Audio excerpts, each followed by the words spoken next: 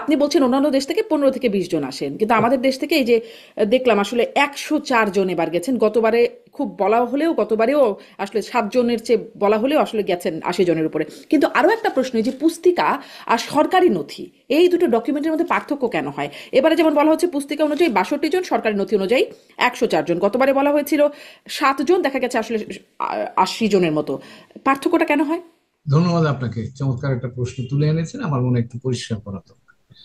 আপনি যে 62 জনকে দেখছেন, এই 62 জন সরকারি পয়সায় ওখানে গেছে। হুম। আর এর বাইরে যে 104 জনের মধ্যে যারা আছে, তারা হয়তো সরকারি পয়সা ব্যবহার করেনি। তো কাজেই আপনি এখানে দুটো বিষয় পাচ্ছেন।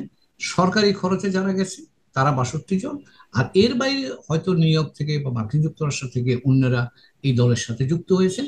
তারা ডেলিগেশনের অংশ। তা না হলে তো ইউএনএ ঢুকতেই পারবে না। তো কাজেই ইউএনএ ঢুকবার সুযোগ করার জন্য তাদের একটা তালিকা তৈরি করা হয়।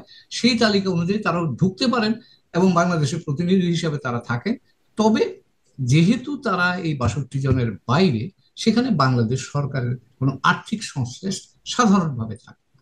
কাজে আমার ধারণা এখন হয়তো সেটা আরেকটু পরিষ্কার হবে যে এই 62 জন যেন পয়সা খরচ হয়েছে বাংলাদেশ সরকারের, বাকিদের জন্য বাংলাদেশ সরকারের পয়সা আমি আন্দাজ করছি হয়তো খরচ হয়।